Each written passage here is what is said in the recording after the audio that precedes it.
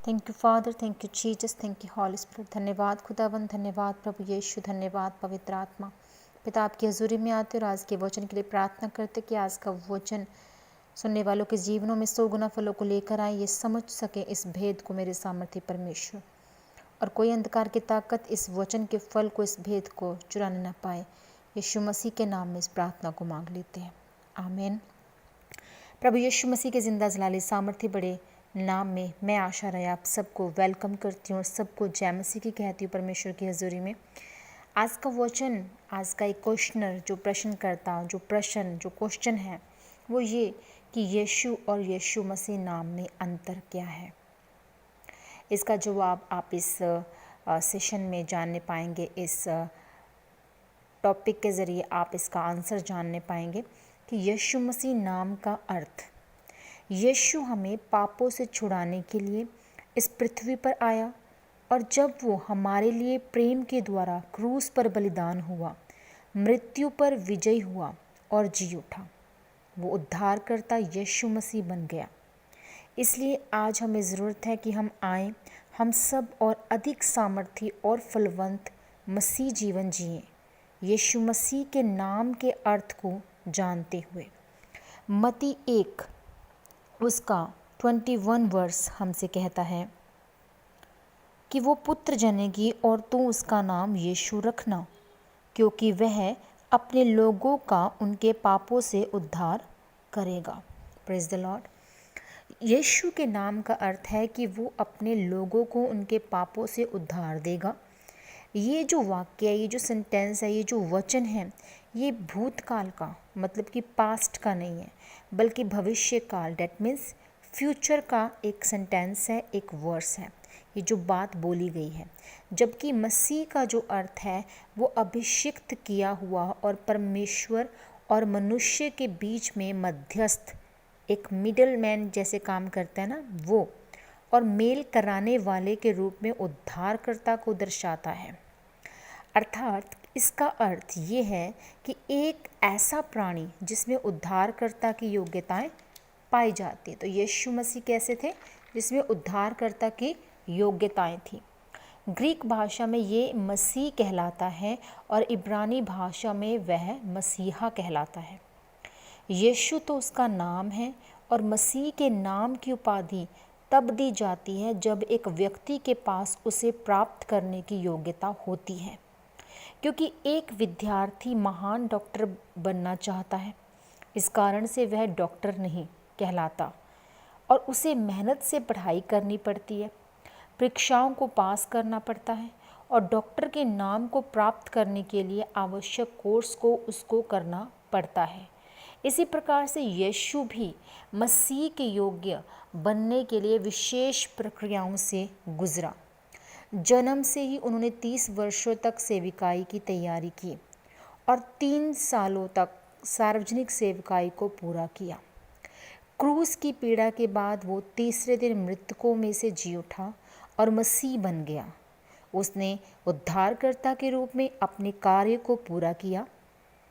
जैसा कि मैंने पहले आपको ऊपर बताया कि स्टार्टिंग में कि यीशु और यीशु मसीह दोनों नामों में बहुत अंतर है।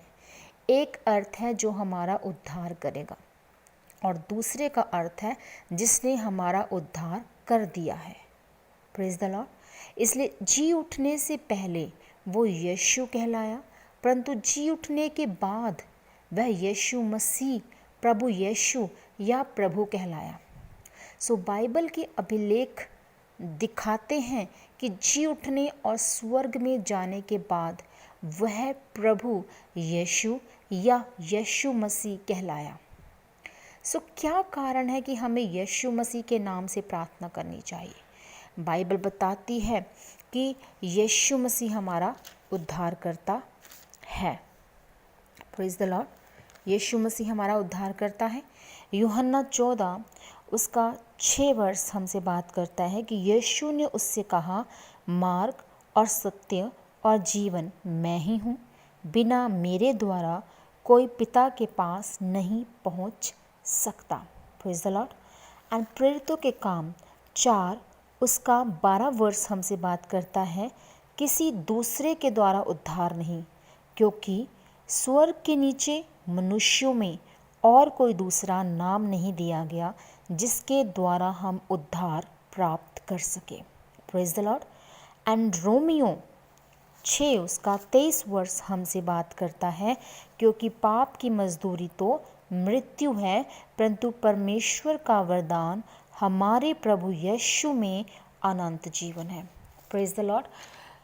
अब केवल जब हम पाप की समस्या का हल करते हैं तभी हम बचाए जा सकते हैं और स्वर्ग की ओर जा सकते हैं। हमारी इस समस्या को हल करने के लिए यीशु इस पृथ्वी पर आया, अपना लहू बहाया और क्रूस पर मरा। यीशु मसीह के बहुमूल्य लहू के द्वारा हमने अपने पापों से छुटकारा पाया और उद्धार का मार्ग हमारे लिए खोल दिया गया। यीशु परमेश्वर का पुत्र क्रूस पर मरा और मृत्यु पर विजयी हुआ और जी उठा, तब वह हमारा उद्धारकर्ता बन गया। इसलिए ये उचित है कि क्रूस की मृत्यु से पहले उसे यीशु कहें और उसके जी उठने के बाद, स्वर्ग जाने के बाद उसे यीशु मसीह कहें। यीशु मसीह के नाम में वही अर्थ पाया जाता है जो प्रभु और उद्धारकर्ता में पाया जाता है। प्रभु के जी उठने और स्वर्ग में जाने के बाद प्रभु के चेले और प्रेरित प्रचार करने और प्रार्थना करने में न केवल उसे यीशु बुलाते थे, परंतु उन्होंने यीशु के नाम के साथ प्रभु या मसीह को जोड़ा। प्रेरितों के काम 3 उसका 6। इसलिए हमें भी अपनी प्रार्थनाओं में यीशु के नाम से प्रार्थना करनी चाहिए। और करता हूँ इस तरह से लिखा है, और इस तरह से नहीं लिखा कि वरन ये करना चाहिए, मैं यीशु मसीह के नाम से मैं प्रार्थना करता हूँ। यदि आप उद्धार के प्रावधान को अच्छे से जानने के बाद यीशु मसीह के नाम से प्रार्थना करते हैं, तो यीशु के नाम से प्रार्थना करने की बजाय अब आपके पास पूरी तरह अलग सामर्थ हो गई। हालांकि ये हमारी आँखों से नहीं दिखता, परंतु परमेश्वर के लोगों और शत्रु, दुष्ट और शैतान के बीच में एक भयंकर युद्ध चलता रहता है। शत्रु, दुष्ट और शैतान वे अपनी बेहतर कोशिश करते हैं कि वे विश्वासी लोगों को पाप की ओर अगुवाई करें और गर्जने वाले सिंह के समान इस खोज में रहता है कि किसको फाड़ खाए। जबकि यीशु नाम वो नाम है जो उद्धार के प्रावधान को पूरा करने से पहले था, परंतु यीशु मसीह नाम उसका अर्थ है उसके लहू की सामर्थ्य से बचाया जाना और मृत्यु पर विजयी होना, जी उठा और उद्धारकर्ता बन जाना। इसलिए जब हम यीशु मसीह के नाम में प्रार्थना करते हैं तो शत्रु, दुष्ट और शैतान डरते और कांपते हैं। जबकि ये मनुष्य की सामर्थ्य से असंभव लगता है, परंतु तो भी हम प्रार्थनाओं का उत्तर प्राप्त कर सकते हैं। बहुत से लोग आज भी आत्मिक अर्थ को जाने बगैर यीशु के नाम से प्रार्थना करते हैं। अतः हमें यीशु मसीह और यीशु के नाम के अर्थ में अंतर को समझना चाहिए और यीशु मसीह के नाम से प्रार्थना करनी चाहिए। कैलेंडर में छुपा हुआ भेद क्या है? संसार भर में भी इस्तेमाल होने वाले कैलेंडर में अद्भुत रहस्य पाया जाता है। जब कैलेंडर बनाया गया तब समय को एडी और बीसी में विभाजित किया गया। यीशु के जन्म के साथ पहला वर्ष एडी था। एडी मीन्स की एनो डोमिनी, जिसे लैटिन में ईसवी कहा जाता है, जिसका अर्थ है हमारे प्रभु का वर्ष, अर्थात हमारे प्रभु के जन्म का वर्ष। और बीसी दैट मीन्स की बिफोर क्राइस्ट, जिसका अर्थ है मसीह से पहले।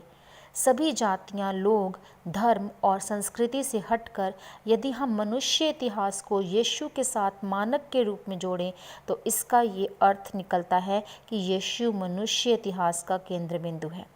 सो यीशु जो सृष्टिकर्ता परमेश्वर का पुत्र है, इस धरती पर राजाओं के राजा बनकर आया और उसने क्रूस के प्रेम के द्वारा मनुष्य जाति की समस्याओं का हल किया और हमें अनंत जीवन और उद्धार की आशीष दी। Praise the Lord. खुदा आप सबको आशीष और बरकत दे। इस भेद को आप समझें, सुने, शेयर करें, कमेंट करें और चैनल को, यूट्यूब चैनल को होप टीवी इंडिया पास्टर आशा राय ऑफिशियल, इस चैनल को ज़रूर सब्सक्राइब करें। और जो भी आपका क्वेश्चन है आप मुझे व्हाट्सएप कर सकते हैं मेरे नंबर पर जो कि डिस्क्रिप्शन में दिया गया है, या आप हमें मैसेंजर पर भी जो है क्वेश्चंस अपने पूछ सकते हैं। आप इस पर चाहते हैं कि सेशन बने, आप चाहते हैं कि लोग बरकत पाएँ, इन सवालों के जवाब पाएँ, तो आप ज़रूर मुझसे क्वेश्चन पूछ सकते हैं। सो ज़रूर आपके लिए जो है वीडियो रेडी होगा, चाहे वो ऑडियो के रूप में, चाहे वो वीडियो के रूप में आप तक हाजिर है।